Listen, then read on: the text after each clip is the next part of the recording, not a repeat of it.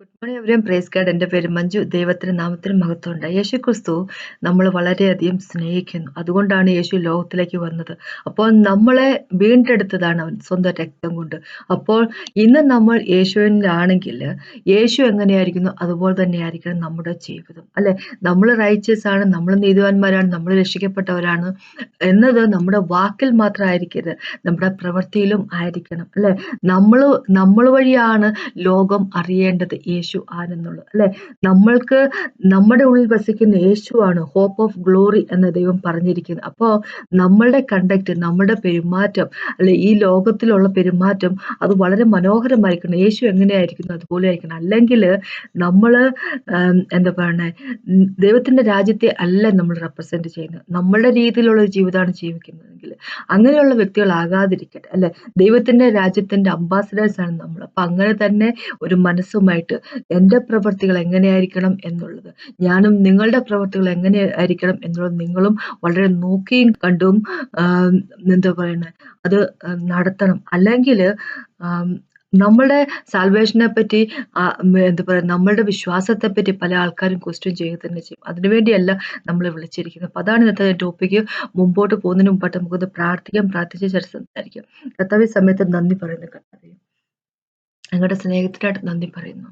Thank you Jesus master. ഞങ്ങളെ തേടിയെത്തിയ സ്നേഹമാണ് കർത്താവ്. ഞങ്ങളെ അങ്ങയുടെ രക്തം കൊണ്ട് വാഷ് ചെയ്യുന്നതിനും കർത്താവ് ഞങ്ങൾക്കൊരു പുതിയ ജീവൻ തന്നതിനും നന്ദി പറയുന്നു കർത്താവ്. ലോർഡ് ഫാദർ ഗോഡ്, അങ്ങ് എങ്ങനെയായിരിക്കുന്നു അതുപോലെ തന്നെ ആയിരിക്കാനുള്ള കൃപ ഞങ്ങൾക്കും തരണമെന്ന് അപേക്ഷിക്കുന്നു കർത്താവ്. ലോർഡ് ഫാദർ ഗോഡ്, അങ്ങ് എങ്ങനെയായിരുന്നു ഈ ലോകത്തിൽ കർത്താവ്? ഒരു തെറ്റും ഉണ്ടായിരുന്നില്ല അങ്ങേക്ക് കർത്താവെ. ഒരാളോടും മോശപ്പെട്ട രീതി അങ്ങ് ബിഹേവ് ചെയ്തിട്ടില്ല. അതുപോലുള്ള സ്വഭാവം ഞങ്ങളിലും ആയിരിക്കട്ടെ കർത്താവെ. Thank you Jesus master. ഞങ്ങൾ ഇന്ന് പഠിപ്പിക്കണം അപേക്ഷിച്ച് ഗോഡ്, ഞങ്ങളോട് സംസാരിക്കണം പിതാവേ. ഞങ്ങൾ ഹൃദയത്തെ പ്രിപ്പയർ ചെയ്യണം കർത്താവ്, ഞങ്ങളുടെ ഹൃദയത്തോട് മന്ത്രിക്കണം. Thank you Jesus master. പിതാവെ, അങ്ങേക്കായിട്ട് അങ്ങയുടെ പുത്രനായിട്ട് ഹോളിസ്പിരിറ്റ് ഗോഡിനായിട്ട് നന്ദി പറയുന്നു യേശുവിന്റെ നാമത്തിൽ തന്നെ ആമേൻ. ഒന്നാമത്തെ പത്രോസിലേക്ക് പോകും. ഒന്നാമത്തെ പത്രോസിന്റെ 2ാമത്തെ ചാപ്റ്ററിന്റെ 11ഉം 12ഉം ആദ്യം ഒന്ന് വായിക്കാം. ഒന്നാമത്തെ പത്രോസിന്റെ 2ാമത്തെ ചാപ്റ്ററിന്റെ 11ഉം 12ഉം ഇങ്ങനെയാണ് പറഞ്ഞിരിക്കുന്നത്. പ്രിയമുള്ളവരെ, പ്രവാസികളും പ്രദേശികളുമായ നിങ്ങളെ ആത്മാവിനോട് പോരാടുന്ന ജഡമോഹങ്ങളെ വിട്ടകന്നു ജാതികൾ നിങ്ങളെ ദുഷ്ടപ്രവൃത്തിക്കാർ എന്ന് ദുഷിക്കും തോറും നിങ്ങളുടെ നല്ല പ്രവൃത്തികളെ കണ്ടറിഞ്ഞു സന്ദർശന ദിവസത്തെ ദൈവത്തെ മഹത്വപ്പെടുത്തേണ്ടതിന് അവരുടെ ഇടയിൽ നിങ്ങളുടെ നടപ്പ് നന്നായിരിക്കണം എന്ന് ഞാൻ പ്രബോധിപ്പിക്കുന്നു. ഇത് എഴുതിയിരിക്കുന്നത് പീറ്ററാണ്, അല്ലെ? പത്രോസ്, മഹാനായ ദൈവദാസൻ. അപ്പൊ ഇങ്ങനെ പറഞ്ഞിരിക്കുന്നത്, നമ്മളിവിടെ പ്രവാസികളാണ്, നമ്മളിവിടെ പരദേശികളാണ്, അല്ലെ? നമ്മൾ ഇവിടെ സ്ഥിരമായിട്ട് ജീവിക്കാൻ വന്നവർ അല്ല, അല്ലെ? അപ്പൊ നമുക്കറിയാം, ദൈവം യേശുക്രിസ്തു വരുന്നതിന് ഇന്ന് വരുവാണെങ്കിൽ നമ്മൾ എത്രയും നമ്മൾ യേശുവിൻ്റെ ഒപ്പം എടുക്കപ്പെടും, അല്ലെ? നമ്മൾ എന്താ പറയുക, ശരീരം ട്രാൻസ്ഫോം ചെയ്തിട്ട്, അല്ലെങ്കിൽ നമ്മൾ അതിനൊക്കെ മുമ്പ് മരിച്ചു പോവുകയാണെങ്കിലും നമ്മളുടെ ഉയർത്തെഴുന്നേൽപ്പ് ഉണ്ട്, അല്ലെ? അപ്പൊ അങ്ങനെയാകുമ്പോൾ ഇവിടെ പത്രോസ് പറയും, നിങ്ങൾ പരദേശികളാണ്, നിങ്ങൾ ഇവിടെ ജീവിക്കുന്ന വ്യക്തികളല്ല, നിങ്ങളുടെ പരദേശികൾ ആണെന്ന് ഇവിടെ പറയുമ്പോൾ ഒരു കാര്യം കൂടെ മനസ്സിലാക്കുക. ഒരു അർത്ഥം എന്താന്ന് വെച്ച് കഴിഞ്ഞാൽ ഈ ലോകത്തിൽ പെടുന്നവരല്ല എന്ന് പറയുന്നില്ല. അപ്പൊ നിങ്ങളുടെ ലോകം വേറെ ഒന്നാണ്, നിങ്ങളുടെ രാജ്യം വേറെ ഒന്നാണ്, അല്ലെ? അപ്പൊ നമ്മൾ എവിടെ നിന്ന് വരുന്നു അതിന്റെ ഒരു കൾച്ചർ നമ്മൾ കാണിക്കണം, അല്ലെ? അപ്പൊ നമുക്കറിയാം, നമ്മൾ മലയാളികളായിട്ടുള്ള ആൾക്കാര് നമ്മൾ ലോകത്തിന്റെ ഏത് കോണിൽ പോയെന്ന് പറഞ്ഞാൽ നമുക്ക് നമ്മുടെ ചോറും മീൻകറിയും, അല്ലെ, സാമ്പാറും അതിനോടൊക്കെ നമുക്ക് പ്രിയം. കുറച്ചു നാളത്തേക്കൊക്കെ വലിയ പിസ്സയോടും പാസ്തയോടൊക്കെ നമുക്ക് താല്പര്യം ഉണ്ടെങ്കിൽ പോലും, ബർഗറിനോടൊക്കെ നമുക്ക് താല്പര്യം ഉണ്ടെങ്കിൽ പോലും, പക്ഷെ നമ്മളുടെ തനതായിട്ടുള്ള നമ്മുടെ ഒരു കൾച്ചറിലേക്കും നമ്മുടെ ഒരു ഭക്ഷണ രീതിയിലേക്കും തിരിച്ചു വരാൻ വേണ്ടി നമ്മൾ എപ്പോഴും ഒരു വെമ്പല് നമ്മുടെ ഹൃദയത്തിൽ ഉണ്ടായിരിക്കുമല്ലോ. കുറെ നാൾ കുറെ ഭക്ഷണം കഴിച്ച് നമുക്ക് തീർച്ചയായിട്ടും നമുക്ക് നമ്മുടെ ഭക്ഷണ രീതിയിലേക്ക് തിരിച്ചു വരാൻ വേണ്ടി തോന്നും. എന്ന് പറഞ്ഞ പോലെ ഇവിടെ നമ്മളോട് പീറ്റർ വഴി ദൈവം പറയുക, പരദേശികളും പ്രവാസികളുമായിട്ടുള്ളവരെ അങ്ങനെ പറഞ്ഞിരിക്കുക. എന്ന് വെച്ച് കഴിഞ്ഞാൽ ഈ ലോകത്തിൽ നമ്മൾ ഇവിടെ സ്ഥിരതാമസം ഒന്നുമില്ല. നമ്മൾ ആയിരിക്കുന്നത്, നമ്മളുടെ കൺട്രി, നമ്മളുടെ കിങ്ഡം വേറെ ഒന്നാണ്. അപ്പൊ അവിടുത്തെ സ്വഭാവത്തിലായിരിക്കണം ഇവിടെ ഓപ്പറേറ്റ് ചെയ്യാൻ എന്നാ പറഞ്ഞിരിക്കുന്നത്. നിങ്ങളുടെ ആത്മാവിനോട് പോരാടുന്ന ജഡമോഹങ്ങളെ വിട്ടകന്നു ജാതികൾ നിങ്ങളെ ദുഷ്പ്രവർത്തിക്കാർ എന്ന് ദുഷിക്കും തോറും നിങ്ങളുടെ നല്ല പ്രവൃത്തികളെ കണ്ടറിഞ്ഞിട്ട് സന്ദർശന ദിവസത്തെ ദൈവത്തെ മഹത്വപ്പെടുത്തേണ്ടതിന് അവരുടെ ഇടയിൽ നിങ്ങളുടെ നടപ്പ് നന്നായിരിക്കണം എന്ന് ഞാൻ ബോധിപ്പിക്കുന്നു. അപ്പൊ നമ്മള് ഇവിടെ പരദേശികളായതുകൊണ്ട്, നമ്മൾ ഈ ലോകത്തിന്റെ പാട്ടാകാത്തതുകൊണ്ട് നമ്മൾ കുറച്ച് ദിവസത്തേക്ക് ഇവിടെ ഇങ്ങനെ താമസിക്കും. അപ്പൊ നമ്മളുടെ ജഡത്തിന്റെ സ്വഭാവം അനുസരിച്ച് ഒരു ജീവിത രീതി നമ്മൾ ആയിരിക്കാതെ, അല്ലെ? നമുക്കറിയാം എഫേസ്യർക്കെഴുതിയ ലേഖനത്തിലേക്ക് 2ാമത്തെ ചാപ്റ്ററിലേക്ക് പോകുമ്പോൾ ഇങ്ങനെ പറഞ്ഞിരിക്കുന്നത്, നമ്മള് ഇന്ന് ഈ ലോകത്തെ കാണുന്ന ആൾക്കാരുടെ ഉള്ളിൽ വസിക്കുന്ന ആത്മാവിന്റെ അവന്റെ താളത്തിനൊത്ത് തുള്ളിക്കൊണ്ടിരുന്ന, അവന്റെ താളത്തിനൊത്ത് ജീവിച്ചുകൊണ്ടിരുന്ന വ്യക്തികളായിരുന്നു നമ്മൾ. ഈ ലോകത്തിന്റെ രീതി അനുസരിച്ച് ജീവിച്ചുകൊണ്ടിരുന്ന വ്യക്തികളായിരുന്നു നമ്മൾ. പക്ഷെ അവിടെ നിന്നല്ല നമ്മൾ മരിച്ചവരായിരുന്നു, നമ്മുടെ ആത്മാവ് മരിച്ചതായിരുന്നു. അവിടെ നിന്നല്ല നമുക്ക് ജീവൻ വന്ന് യേശുവിലേക്ക് ഒരു പുതിയ ജീവനായിട്ട് നമ്മളെ കൊണ്ടുവന്നിരിക്കുകയാണ് പിതാവ്. അപ്പൊ അവിടെ യേശു എങ്ങനെയായിരിക്കുന്നു? യേശുവിനെ പോലെ തന്നെ നമ്മളായിരിക്കും. അതിനെപ്പറ്റി അപ്പൊ നമ്മുടെ ജഡത്തിന്റെ മോഹത്തിനനുസരിച്ച് ജഡം എങ്ങനെയായിരിക്കും അതനുസരിച്ച് ഒരു ജീവിതത്തിലേക്ക് അങ്ങനെ ജീവിക്കാൻ നമ്മൾ ശ്രമിക്കരുത്. കാര്യം എന്താന്ന് വെച്ച് കഴിഞ്ഞാല് ഇവിടെ പത്രോസ് വഴി ദൈവം പറയുന്നതിന്റെ 2 കാര്യങ്ങൾ. ഒന്നാമത്തെ കാര്യം എന്താ വെച്ചാല് നമുക്കറിയാം കൊരിന്ത്യർക്കെതിരെ 1-ാമത്തെ കൊരിന്ത്യർക്കെതിരെ ലേഖനത്തിന്റെ 6ാമത്തെ ചാപ്റ്ററിലേക്ക് പോകുമ്പോൾ 9ഉം 10ഉം വാക്കുകൾ ഇങ്ങനെ പറഞ്ഞിരിക്കുന്നത്, ദുർനടപ്പുകാർ, വിഗ്രഹാരാധികൾ, വ്യഭിചാരികൾ, സ്വയംഭോഗികൾ, പുരുഷകാമികൾ, കള്ളന്മാർ, അത്യാഗ്രഹികൾ, മദ്യപന്മാർ, വാഭിഷ്ണക്കാർ, പിടിച്ചു പറിക്കാർ എന്നിവർ ദൈവരാജ്യത്തിന് അവകാശപ്പെടുകയില്ല. എന്ന് വെച്ച് കഴിഞ്ഞാൽ ചുരുക്കം പറയുവാണെങ്കിൽ, നമ്മൾ നമ്മുടെ ജഡത്തിന്റെ സ്വഭാവം അനുസരിച്ച് ജീവിക്കുന്ന വ്യക്തികളാണെങ്കിൽ നമ്മള് സ്വർഗരാജ്യത്തിന് അവകാശികളല്ല എന്നാ പറഞ്ഞിരിക്കുന്നത്, അല്ലെ? അവസാനത്തെ നിമിഷം കൊണ്ട് കല ഉടയ്ക്കുക എന്ന് പറഞ്ഞ ഒരു സ്വഭാവം, അങ്ങനെ ഒരു അവസ്ഥ നമുക്ക് ഉണ്ടായി പോകരുത് എന്നാ ദൈവം പറഞ്ഞിരിക്കുന്നത്, അല്ലെ? നമ്മള് രക്ഷയുടെ അനുഭവത്തിലേക്ക് വന്നതിന് ശേഷം ദൈവത്തിന്റെ വഴി കൂടെ നടക്കാതെ, അല്ലെ, നമ്മൾ നമ്മുടെ തോന്നിയ ഇഷ്ടപ്രകാരം നമ്മുടെ ജഡത്തിന്റെ ഇഷ്ടത്തിനെ നമ്മളങ്ങോട്ട് ഗ്രാറ്റിഫൈ ചെയ്യുന്നതുകൊണ്ട് നമുക്ക് ഇഷ്ടത്തിനനുസരിച്ച് ഒരു ജീവിതമാണ് നയിക്കുന്നതെങ്കിൽ, അങ്ങനെയാകുമ്പോൾ നമ്മൾ സ്വർഗരാജ്യത്തിന് അവകാശികളാകത്തില്ല. ദൈവമുള്ള കാര്യം നേരത്തെ തന്നെ ഇങ്ങ് പറഞ്ഞേക്കും. പിന്നെ അതിലൊരു ബുദ്ധിമുട്ടില്ല. പിന്നെ അവസാനം അല്ലെ എല്ലാം കഴിഞ്ഞു കഴിയുമ്പോൾ ദൈവം ഇനി നിങ്ങളെ സ്വർഗത്തിന്റെ രാജ്യത്തിലേക്ക് കയറ്റത്തില്ലെന്ന് പറയുമ്പോൾ അതെന്തുകൊണ്ടാ പിതാവെ അങ്ങനെ പറയുന്നതെന്ന് ചോദിക്കുന്ന അതിനുള്ള ദൈവം തരത്തില്ല. ദൈവം അതിനു മുമ്പ് തന്നെ പറഞ്ഞേക്കാം, നിങ്ങൾ നിങ്ങളുടെ ജഡത്തിന്റെ സ്വഭാവത്തിൽ നടക്കുവാണെങ്കിൽ നിങ്ങളെ ദൈവത്തിന്റെ രാജ്യത്തിന് അവകാശികളാക്കത്തില്ല എന്നുള്ള കാര്യം നേരത്തെ പറഞ്ഞു. അതുകൂടെ കണക്ക് കൂട്ടിക്കൊണ്ട് പത്രോസ് കൂടെ പറയും, നിങ്ങളുടെ ജഡത്തിന്റെ സ്വഭാവത്തിൽ നിങ്ങൾ നടക്കുന്നത്. 2ാമത്തെ കാര്യം എന്തുവെന്ന് വെച്ച് കഴിഞ്ഞാല് ഇവിടെ പറഞ്ഞിരിക്കുന്നത്, എല്ലാവരും ജഡ്ജ്മെന്റ് സീറ്റിന് മുമ്പിൽ നിൽക്കുന്ന ഒരു ദിവസമുണ്ട്, ഒരു സന്ദർശന ദിവസം എന്ന് ഇവിടെ പറഞ്ഞിരിക്കുക. എല്ലാവരും ജഡ്ജ്മെന്റ് സീറ്റിന് മുമ്പിൽ ജഡ്ജ്മെന്റിന്റെ ദിവസത്തിൽ നിൽക്കേണ്ട ഒരു ദിവസം വരുന്നുണ്ട്. അവിടെ നിൽക്കുമ്പോൾ ഈ ലോകത്തുള്ള ആൾക്കാര്, അല്ലെ, ദൈവത്തിന് നന്ദി പറയത്തക്ക രീതിയിൽ നമ്മളെ തന്നെ എന്താ പറയാ മോശമല്ലാത്ത രീതിയിൽ നേരെ ചൊവ്വയായിട്ടുള്ള നടപ്പിൽ നടത്തും എന്ന് പറഞ്ഞു കഴിഞ്ഞാല്, നമ്മളെ കാണുമ്പോൾ ആൾക്കാർക്ക് അറിയുന്നത് ഇവര് എന്തോ ഒരു സ്പെഷ്യൽ ആയിട്ടുള്ള ആൾക്കാരാ, ഇവരുടെ ഉള്ളിൽ എന്തോ ഒരു സ്പെഷ്യൽ ആയിട്ടുള്ള ഒരു കാര്യമുണ്ട്, അല്ലെ? സാധാരണക്കാരെ ഇവർ ലോകത്തിൽ കാണുന്ന ആൾക്കാരുടെ തരത്തിലുള്ള ഒരു പെരുമാറ്റമൊന്നുമില്ല ഇവർക്ക്. ഇവരുടെ പെരുമാറ്റം കൊള്ളാം, ഇവരെ എന്താ പറയാ അവരുടെ സംസാരം കൊള്ളാം, അവർ ഞങ്ങളെ സ്നേഹിക്കുന്നു, അല്ലെ? മനുഷ്യ സ്നേഹികള് എന്തൊക്കെയോ ഉണ്ട് ഇവരുടെ ഉള്ളിൽ, അല്ലെ? ഇവരെന്തോ ഡിഫറെന്റ് ആയിട്ടുള്ള ആൾക്കാരാണെന്ന് മനുഷ്യരെ കൊണ്ട് പറയത്തക്ക രീതിയിലുള്ള ഒരു നടപ്പ് അങ്ങനെ നടക്കണം. അപ്പൊ നമ്മളുടെ സ്വഭാവം നല്ലതാണെങ്കിൽ നമ്മളെ സൃഷ്ടിച്ചവനിലേക്ക് അവരുടെ കണ്ണുകൾ വരും, അല്ലെ?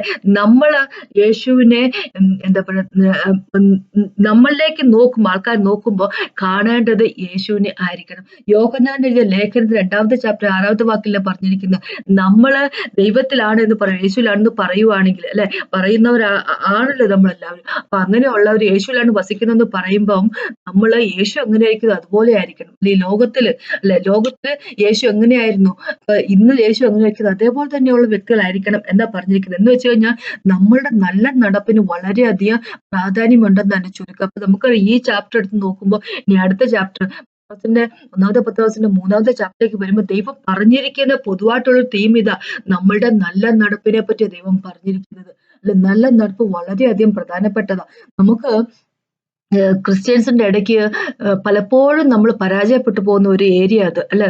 നമ്മൾ വിശ്വാസികളാണ്, നമ്മൾ രക്ഷിക്കപ്പെട്ടവരാണെന്നൊക്കെ പറഞ്ഞ് ആൾക്കാരെ പറ്റിയെങ്കിലും പൊതുവെയുള്ള പറഞ്ഞു കേട്ടിരിക്കുന്ന ഒരു ഒരു കാര്യം എന്താന്ന് വെച്ച് കഴിഞ്ഞാല് പെന്തക്കോസുകാരാണോ അന്ന് അവരുടെ അടുത്തേക്ക് പോകരുത്, അല്ലെ? ബാപ്റ്റിസ്റ്റുകാരാണോ, ബ്രദറമേ ക്രിസ്ത്യാനികളാണോ അവരുടെയൊക്കെ അവരുമായിട്ടൊന്നും എന്താ പറയുക, ഒന്നും സഹകരിച്ച് പോകാൻ പറ്റത്തില്ല എന്ന് വരെ പറയിപ്പിക്കുന്ന രീതിയിലുള്ള ഒരു രീതിയിലേക്ക് പലരും പോയിട്ടുണ്ട്, അല്ലെ? പല ചർച്ചുകളും പോയിട്ടുണ്ട്, അല്ലെ?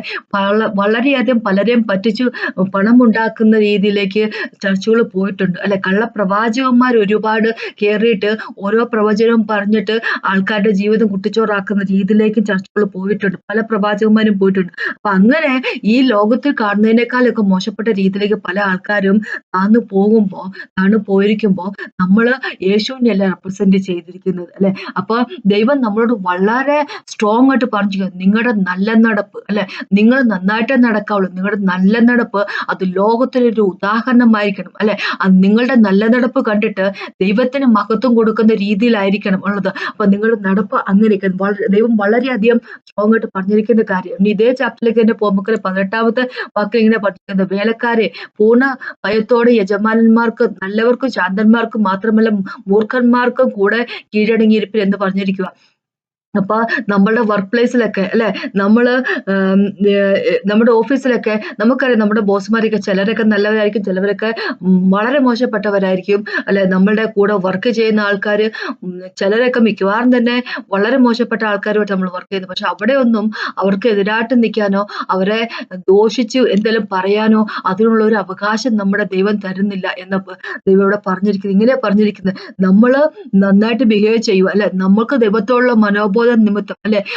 അത് കാരണം നമുക്ക് ദൈവത്തോടുള്ള ഇഷ്ടം കാരണം നമ്മൾ നല്ലതായിട്ട് പെരുമാറുമ്പോ അത് കാരണം നമ്മൾ സഹിക്കേണ്ടി വരുവാണ്. അന്യായമായിട്ട് കഷ്ടം സഹിച്ചാൽ അത് ദൈവത്തിന് പ്രസാദമായിട്ടുള്ള കാര്യമാണ്, അല്ലെ? നമ്മൾ നല്ല കാര്യങ്ങൾ ചെയ്തുകൊണ്ട് യേശുവിലായിരിക്കുന്നത് കൊണ്ട് നമ്മൾ നല്ല കാര്യങ്ങൾ ചെയ്യുകയും നല്ല കാര്യങ്ങൾ ചെയ്തത് കൊണ്ട് നമ്മൾ കഷ്ടത അനുഭവിക്കേണ്ടി വരികയും ചെയ്യുവാണെങ്കിൽ നമ്മുടെ വർക്ക് പ്ലേസിനൊക്കെ നമുക്ക് വർക്ക് പ്ലേസിലുള്ള പൊളിറ്റിക്സിനെ പറ്റിയൊക്കെയുള്ള കാര്യം നമുക്ക് എല്ലാവർക്കും അറിയാം, അല്ലെ?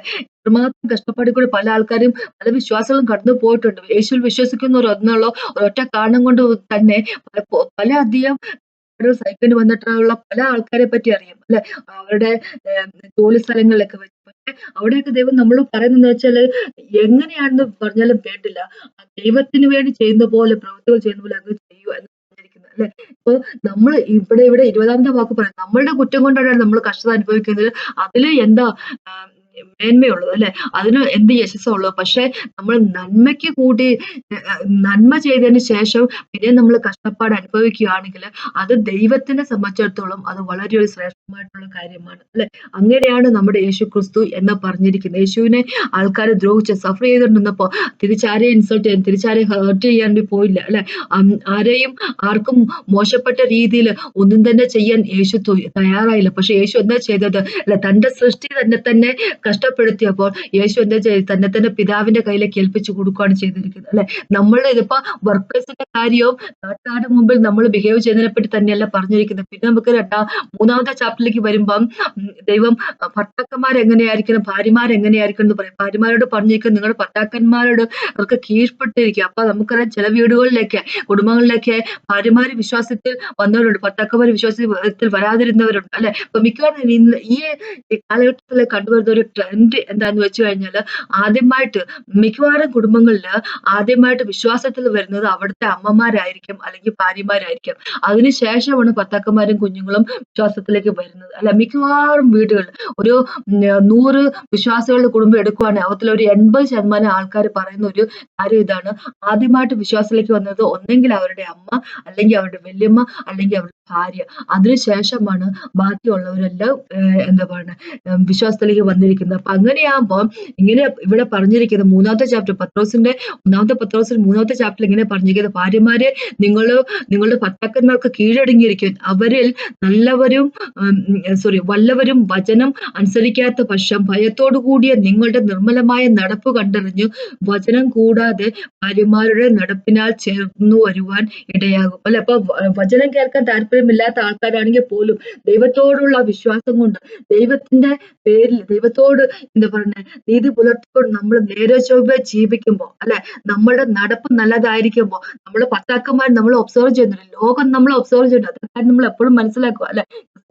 യേശുവിനെ വിശ്വസിക്കുന്ന ആൾക്കാരെ സൂക്ഷ്മമായിട്ട് ഈ ലോകം നോക്കുകയോ ചെയ്യുന്നത്, നമ്മുടെ കുടുംബത്തിലുള്ളവർ നോക്കുകയോ ചെയ്യുന്നത് അല്ല. അപ്പൊ നമ്മൾ എങ്ങനെയായിരിക്കുന്നു എന്നുള്ളതിനെ ആശ്രയിച്ചിരിക്കും. നമ്മുടെ സംസാര രീതി എങ്ങനെയാണ്, മറ്റുള്ളവരോട് ചാടിക്കടിച്ചാണ് പറയുന്നത് അല്ലെ, അത് മാന്യമായിട്ട് മര്യാദയായിട്ട് ബഹുമാനത്തോടു കൂടിയാണോ പറയുന്നത്, ആൾക്കാരെ സ്നേഹിക്കുന്ന വ്യക്തികളാണോ അല്ലെ, നമ്മുടെ സ്വഭാവത്തിന് മാറ്റം വന്ന് നമ്മൾ മാത്രമാണ് അറിയുന്നത്, ബാക്കിയുള്ളവർക്ക് കാണാൻ സാധിക്കുന്നുണ്ടോ?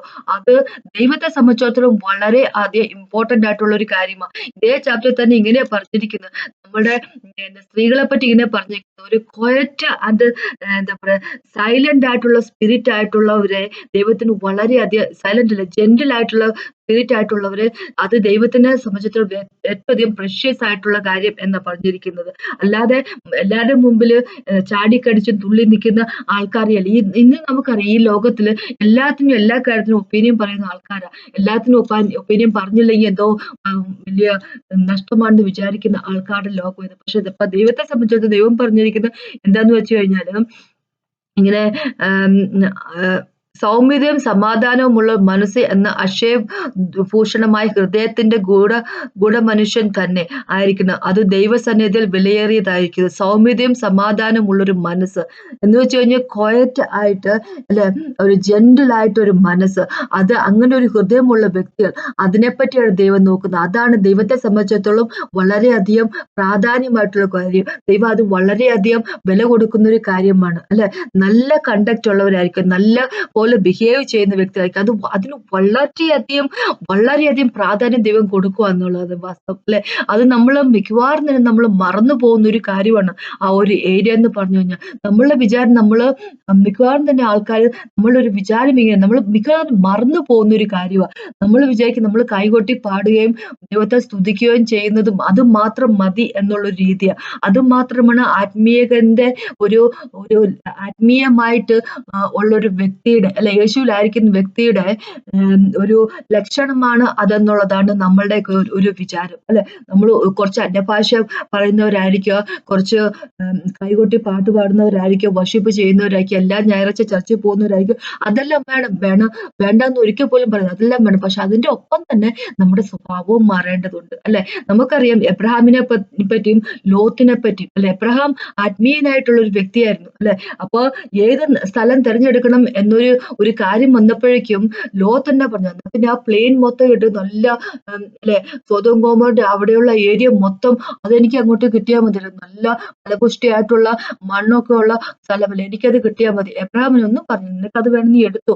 അങ്ങനത്തെ ഒരു ആറ്റിറ്റ്യൂഡായിട്ട് നിന്ന വ്യക്തിയാണ്. പക്ഷെ ലോത്ത് ചെന്ന് ചാടിയത് എന്താ പറയാ വല്ലാത്തൊരു അവസ്ഥയിലേക്ക് ആയെന്നുള്ള കാര്യം പിന്നീടാണ് തെളിഞ്ഞത്. പക്ഷെ അപ്പോഴും എബ്രഹാം എങ്ങനെയാ, ലോത്തിന് പ്രശ്നം വന്നപ്പോ എബ്രഹാം തന്റെ ആൾക്കാരെ എന്താ പറയാ, ലോത്തിന് പ്രശ്നത്തിലാണ്, ലോത്തിനെയും കൊണ്ട് രാജാക്കന്മാര് പോയി, ലോത്തിനും കുടുംബാംഗങ്ങളും സാധനങ്ങളും ഒക്കെ ആയിട്ട് പോയി എന്ന് മനസ്സിലാക്കിയപ്പോ, നാട് കടത്തിയെന്ന് മനസ്സിലാക്കിയപ്പോ എബ്രഹാം അവിടെ വെറുതെ ഇരുന്ന് അവനത് വരണം എന്ന് പറയുമല്ല എബ്രഹാം ചെയ്തത്. എബ്രഹാം തന്റെ ആൾക്കാരെയായിട്ട്, തന്റെ വേലക്കാരെയൊക്കെ ആയിട്ട് കുന്തവും എല്ലാം ഒക്കെ ആയിട്ട് പുറകെ പോവുകയോ ചെയ്തത് എബ്രഹാം അല്ലെ, രക്ഷിക്കാൻ വേണ്ടി പോവുകയോ ചെയ്തത്. കാരണം എന്ന് വെച്ചാൽ അദ്ദേഹത്തിന്റെ ഉള്ള് പരിശുദ്ധമായി, അദ്ദേഹത്തിന്റെ ഉള്ള് എന്താ പറയാ മറ്റുള്ള സാധാരണക്കാരായ മനുഷ്യരെ പോലെ ആയിരുന്നില്ല. കാരണം അദ്ദേഹം ദൈവത്തെ മീറ്റ് ചെയ്ത ഒരു വ്യക്തി അല്ലെ. അപ്പൊ അതുപോലത്തെ ഒരു ഡിഫറെന്റ് ആയിട്ടുള്ള ആറ്റിറ്റ്യൂഡ് ആയിരിക്കണം എന്നാണ് ദൈവം നമ്മളെ പറ്റി പറയുന്നത്. അപ്പൊ ഒരു കാര്യം കൂടെ പറയാം, എബ്രഹാമിന്റെ കാര്യത്തില് സാറയ്ക്കാണ് കുഞ്ഞുങ്ങൾ ഉണ്ടാകാതിരുന്നത്. കുഞ്ഞുങ്ങൾ ജനിക്കാതിരുന്ന സാറയ്ക്കാണ്, എബ്രഹാമിനല്ല.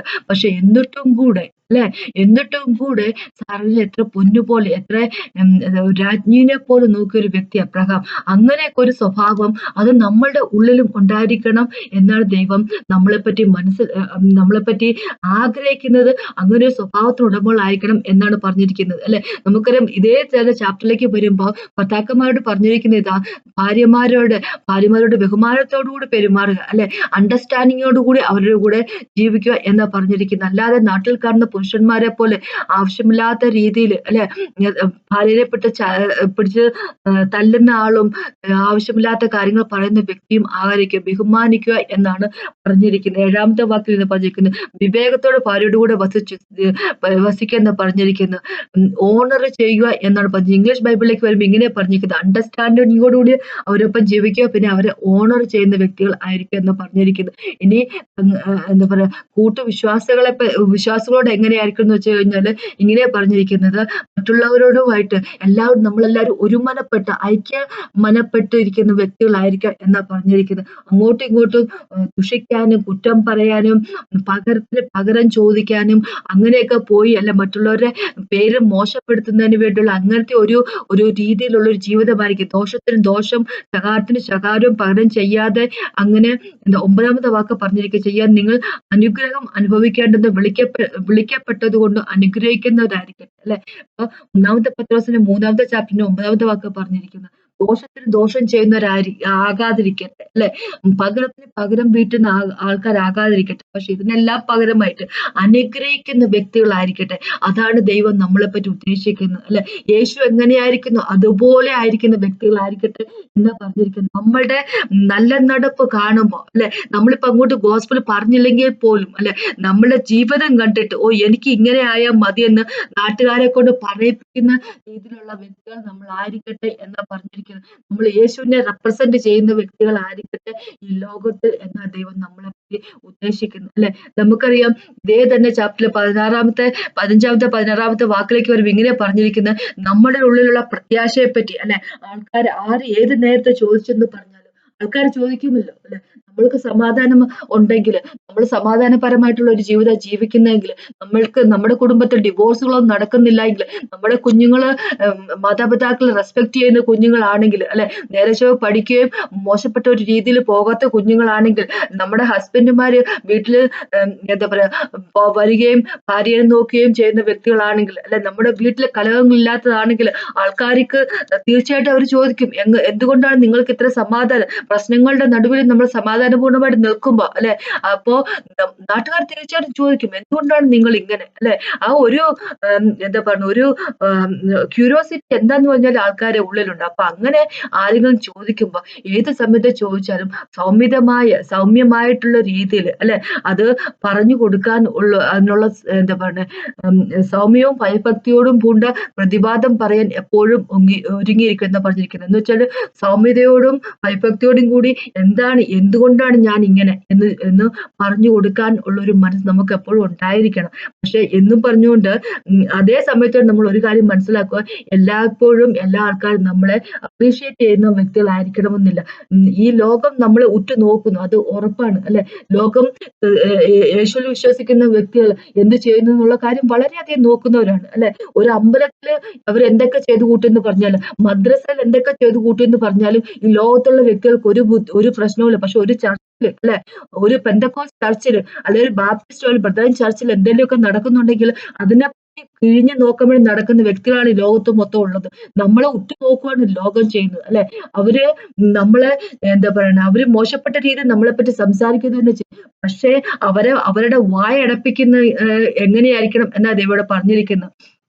16ാമത്തെ വാക്കിൽ പറഞ്ഞിരിക്കുന്നത്, ക്രിസ്തുവിൽ നിങ്ങൾക്കുള്ള നല്ല നടപ്പിനെ ദുഷിക്കുന്നവർ നിങ്ങളെ പഴിച്ചു പറയുന്നതിൽ ലജ്ജിക്കേണ്ടതിന് നല്ല മനസാക്ഷിയുള്ളവരായിരിക്കും. അല്ലെ? അപ്പൊ എന്താ പറയാ, നമ്മളുടെ നല്ല നടപ്പിനെ ദുഷിച്ചു പറയുന്ന വ്യക്തികളെ ഉള്ളൂ ഈ ലോകത്തിൽ. അത് വാസ്തവമായിട്ടുള്ള കാര്യം. അല്ലെ? ചില ആൾക്കാരെങ്കിലും മാന്യമായിട്ട് പെരുമാറും. പക്ഷെ മിക്കവാറും ആൾക്കാര് എന്താ പറയാ, യേശുവിലേക്ക് വരുന്നത് മോശപ്പെട്ട കാര്യത്തിലായിട്ട് പറയുന്ന വ്യക്തികളെ ലോകത്തുള്ളൂ. അല്ലെ? മോശപ്പെട്ട കാര്യം ഞാൻ പറഞ്ഞതെന്ന് വെച്ചാൽ പണം കിട്ടുന്നതിന് വേണ്ടിയാണ്, അല്ല മക്കളുടെ കല്യാണം നടത്തുന്നതിന് വേണ്ടിയാണ്. അങ്ങനെ പല രീതിയിൽ വർത്താനം പറയുന്നവരോ ഉള്ളത് ഈ ലോകത്തുള്ളവർ. അല്ലെ? നമ്മളെ പറ്റി, വിശ്വാസികളെ പറ്റി. പക്ഷെ അങ്ങനെ ഉള്ള മനുഷ്യരെ ലജ്ജിപ്പിച്ച് കളയുന്നതിന് വേണ്ടി നമ്മൾ നല്ല മനസാക്ഷി ഉള്ളവരായിരിക്കട്ടെ, നല്ല രീതിയിലുള്ള ജീവിതം ജീവിക്കുന്ന വ്യക്തികളായിരിക്കട്ടെ എന്നാണ് ദൈവം പറഞ്ഞിരിക്കുന്നത്. ഈ ലോകം നമ്മളിലേക്ക് നോക്കുമ്പോ അവര് ലജ്ജിച്ചു പോണം. കാരണം അവരുടെ ജീവിത രീതി എങ്ങനെയാണെന്നും നമ്മളുടെ ജീവിത രീതി എങ്ങനെയാണെന്ന് നോക്കുമ്പോ അവർക്ക് തന്നെ ആ ഡിഫറൻസ് മനസ്സിലാകണം എന്നാ ദൈവം പറഞ്ഞിരിക്കുന്നത്. അതിനായിട്ട് നമ്മൾ നല്ല നടപ്പ് നടക്കുന്ന വ്യക്തികളായിരിക്കണം എന്നാ പറഞ്ഞിരിക്കുന്നത്. മിക്കവാറും തന്നെ നമ്മൾ മറന്നു പോകുന്നൊരു കാര്യമാണ്. അല്ലെ? മിക്കവാറും തന്നെ നമ്മൾ മറന്നു പോകുന്നൊരു കാര്യമാണ്, ഞാൻ നന്നായിട്ട് ഉള്ള വ്യക്തി ആയിരിക്കണമല്ലോ എന്നുള്ളൊരു രീതിയിൽ നമുക്ക് മറന്നു പോകുന്ന ഒരു കാര്യം. അങ്ങനെയുള്ള വ്യക്തികൾ നമ്മൾ ആകാതിരിക്കട്ടെ. യേശു എങ്ങനെയായിരിക്കുന്നു അതുപോലെ യേശുവിനെ റെപ്രസെന്റ് ചെയ്യുന്ന വ്യക്തികളായിരിക്കട്ടെ ലോകത്ത്. അതിനെപ്പറ്റിയാണ് യേശു നമ്മളോട് പറഞ്ഞിരിക്കുന്നത്. അല്ലെ? അപ്പൊ അങ്ങനെ തന്നെ ആയിരിക്കാം, ഇവര് ക്രിസ്ത്യാനികള് ഇവരെയൊക്കെ കൂടെ എങ്ങനെ ജീവിക്കാൻ പറ്റും, ഈ ഏരിയയിൽ നിന്ന് പോയാൽ മതിയായിരുന്നു എന്ന് മനുഷ്യരെ കൊണ്ട് കൊണ്ട് പറയിപ്പിക്കുന്ന തരത്തിലുള്ള ആൾക്കാർ നമ്മൾ ആകാതിരിക്കട്ടെ. അതിനെപ്പറ്റിയാണ് ഞാൻ ഇന്ന് പറയുന്നത്. അപ്പോൾ നമുക്കൊന്ന് പ്രാർത്ഥിച്ചു നിർത്താം. കർത്താവേ, ഈ സമയത്ത് നന്ദി പറയുന്നു കർത്താവേ. അങ്ങയുടെ സ്നേഹത്തിന് നന്ദി കർത്താവേ. അങ്ങയെ പോലെ ആയിത്തീരാനുള്ള കൃപ ഞങ്ങൾക്ക് തരണം അപേക്ഷിക്കുന്നു കർത്താവേ. ഞങ്ങളുടെ ജീവിതത്തിന്റെ എല്ലാ ഏരിയയിലും കർത്താവ് അങ്ങ് ഞങ്ങളുടെ ഉള്ളിൽ ഫോം ചെയ്തിട്ട് കർത്താവേ, ഞങ്ങളുടെ ജഡത്തിന്റെ സ്വഭാവത്തെ കംപ്ലീറ്റ് ആയിട്ട് നശിപ്പിച്ച് കളയാനുള്ള കൃപ ഞങ്ങൾക്ക് തരണം അപേക്ഷിക്കുന്നു. Thank you Jesus master. Praise your holy name. എന്നെ കേട്ടോണ്ടിരിക്കുന്ന ഓരോ വ്യക്തികളെ അനുഗ്രഹിച്ച് പ്രാർത്ഥിക്കുന്നു യേശുവിൻ നാമത്തിൽ. ആമേൻ. നീ കേട്ട നന്ദി. ദൈവത്തിനാമത്തിൽ മഹത്വം.